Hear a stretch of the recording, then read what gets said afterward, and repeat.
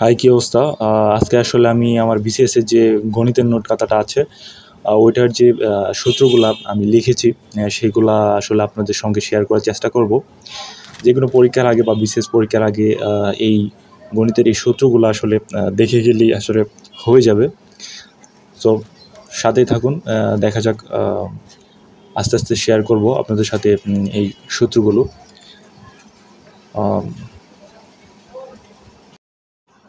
প্রথমে হচ্ছে চ্যাপ্টার 1, কোনটি ক্ষুদ্রতম ভগ্নাংশ বা কোনটি বৃহত্তম ভগ্নাংশ এমন থাকতে পারে। তো আড়াআড়ি গুণ করব। 11 আর 6 গুণ করলে হচ্ছে 6 এগারো 63, আর 14 আর 5 গুণ করলে হচ্ছে 70 আসে। তো 66 এদিকে আর ওইদিকে 76।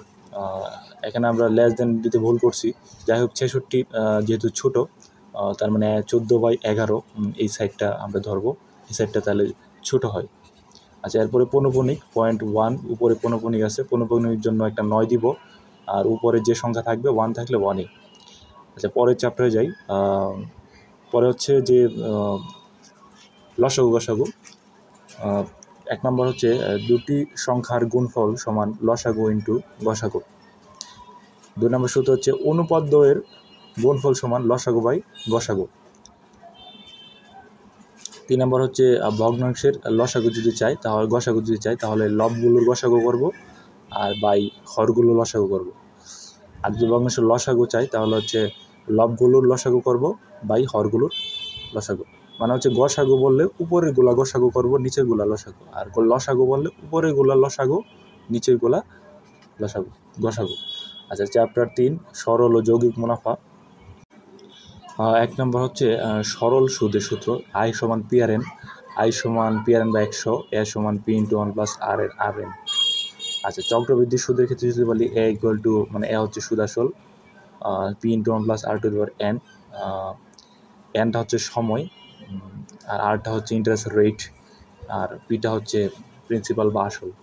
আর সুদ equal to P into 1 plus R to the power N minus P, মানে পিটা প্রিন্সিপালটা বাদ দিতে হবে এখানে, তাহলে সুদটা বের হবে। আর সুদ আসল C equal to P into 1 plus R to the power R by 100x, উপরে হচ্ছে এনএক্স। তো এখানে এক্সের যে মানটা, এটা যদি বার্ষিক বলে তাহলে 1 হবে, মানে 1 বছর বললে 1 হবে। আর অর্ধ বছর বললে হচ্ছে x ইকুয়াল টু 2 হবে। ত্রৈমাসিক বললে x ইকুয়াল টু 4 হবে। ষান্মাসিক বললে x ইকুয়াল টু 2 হবে। তো এইভাবে বসাতে হবে। তো 4 নম্বর চ্যাপ্টারে আসি, লাভ ক্ষতি। লাভ সমান হচ্ছে বিক্রয় মূল্য মাইনাস ক্রয় মূল্য, ক্ষতি সমান হচ্ছে ক্রয় মূল্য মাইনাস বিক্রয় মূল্য। এরপর হচ্ছে লাভ ক্ষতি আসলে ক্রয় মূল্যের উপর নির্ভর করে, হিসাব করতে হবে আমাদের। চ্যাপ্টার 5-এ আসি, সমান্তর ধারা। সমান্তর ধারা যদি আসি তাহলে প্রথমটা হচ্ছে যে গড়, প্রথম পদ প্লাস শেষ পদ বাই 2। ওকে, পদের সংখ্যা বের করলে শেষ পদ থেকে প্রথম পদ বিয়োগ করে বাই অন্তর প্লাস 1। আচ্ছা, সমষ্টি ক্ষেত্রে যদি বলি শেষ পদ প্লাস প্রথম পদ বাই 2 ইন্টু পদের সংখ্যা। এনতম পদ, এটা একদম easy, a plus n minus 1 into d. আর যদি সমষ্টি এস বলি n by 2, 2a plus n minus 1 into d. এটা পরীক্ষা আসে।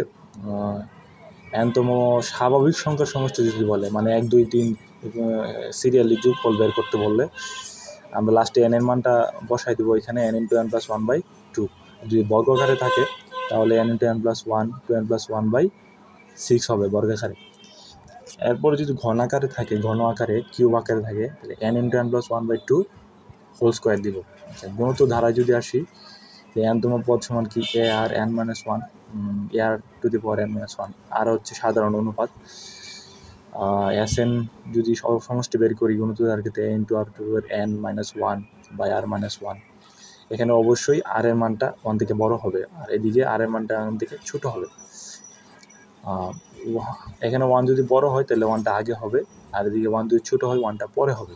টেকনিক্যালি কাজ করতে হবে। অসীম গুণিত দ্বারা সমষ্টি চাইলে এ বাই 1 মাইনাস আর, এ হচ্ছে প্রথম পদ, আর হচ্ছে সাধারণ অনুপাত। তো আর এর যে মানটা, এটা 1 থেকে বড় হলে এই সমষ্টিটা থাকবে না, বের করতে হবে না অসংখ্য সমষ্টি।